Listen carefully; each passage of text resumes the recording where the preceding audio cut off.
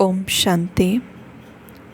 आज का वरदान है, रूहानी सिंपथी द्वारा सर्व को संतुष्ट करने वाले सदा संपत्तिवान भव।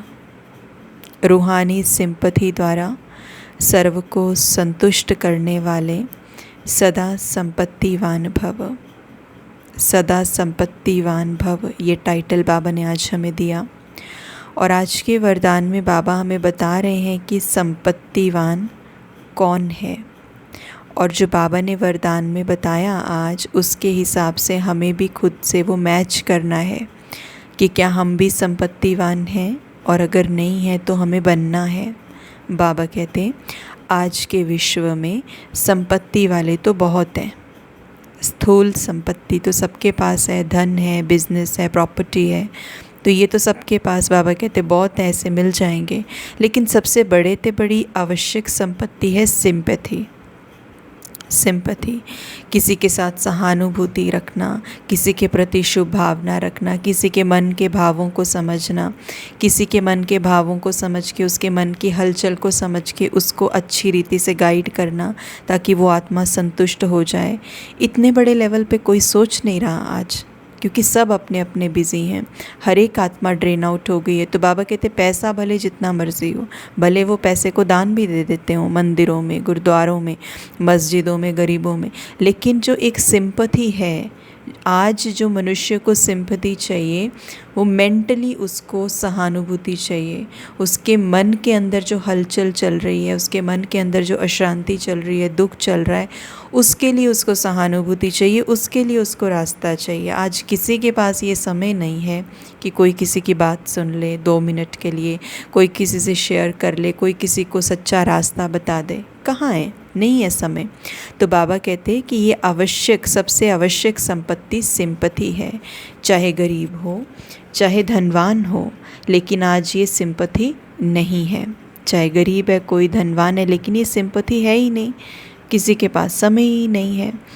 तो बाबा कहते आपके पास सिंपथी की संपत्ति है, इसलिए किसी को और भले कुछ भी नहीं दो, लेकिन सिंपथी से सबको संतुष्ट कर सकते हो सकता है ना हमारे पास धन ना हो सकता है हम किसी को किसी साधन के थ्रू हम नहीं कर सकते हो किसी को हेल्प, है ना, तो ये पॉसिबल है।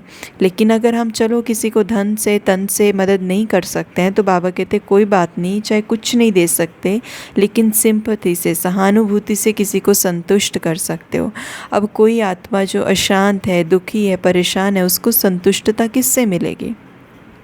जो परमात्मा का ज्ञान हमने लिया, जो परमात्मा की समझ हमने ली, जो अपनी सत्य पहचान हमने पाई भगवान से, उससे हमारा मन कितना शांत है, उससे हम कितना बेफिक्र बादशाह बन गए हैं, कितने फ़िक्र जीवन के अंदर से निकल गए हैं।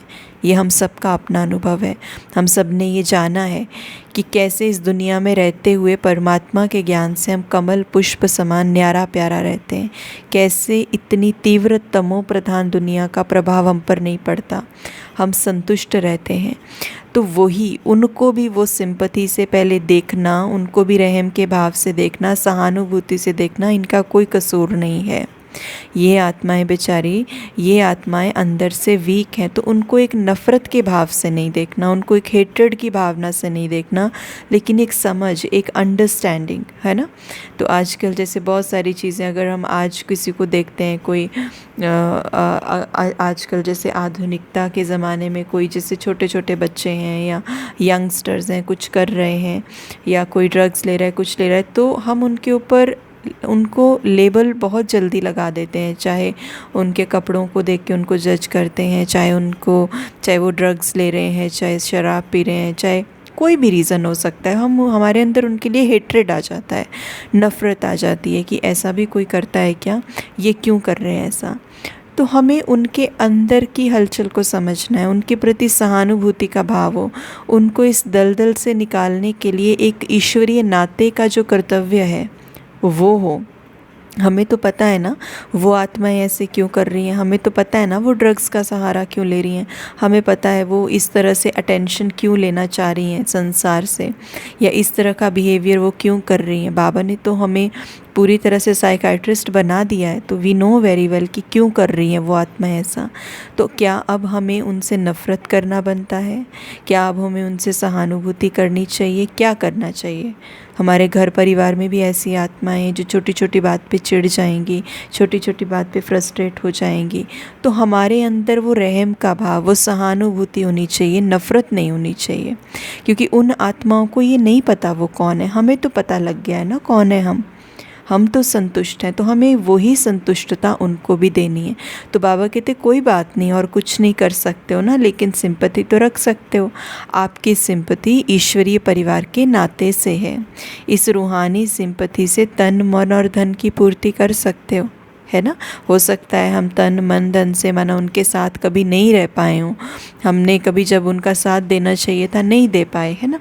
लेकिन आज ये समय है, आज ये मौका है, बाबा कहते तीनों की पूर्ति कर सकते हो। लेकिन सिंपैथी, सहानुभूति, शुभ भावना, शुभ कामना, उनको भी ईश्वरीय परिचय, उनको भी मैं जिसे कहते हैं ना कि ईश्वर कैसा है उसका साक्षात्कार मैं अपने कर्मों से कराऊं, तो वो आत्मा भी उस ईश्वर से जुड़ जाए, परमात्मा से जुड़ जाए, बाबा से जुड़ जाए और अपने आप को संतुष्ट बना ले। तो ये सहानुभूति हम आत्मा ही कर सकते हैं, क्योंकि बाबा ने कहा तुम तो संपत्तिवान आत्माएं हो, तुम तो सबको संतुष्ट करने वाली आत्माएं हो, सिंपैथी करने वाली आत्माएं हो। तो आज हम ये टाइटल अपना याद रखेंगे कि हम तो सबसे ज़्यादा संपत्तिवान धनवान आत्माएं हैं। ओम शांति।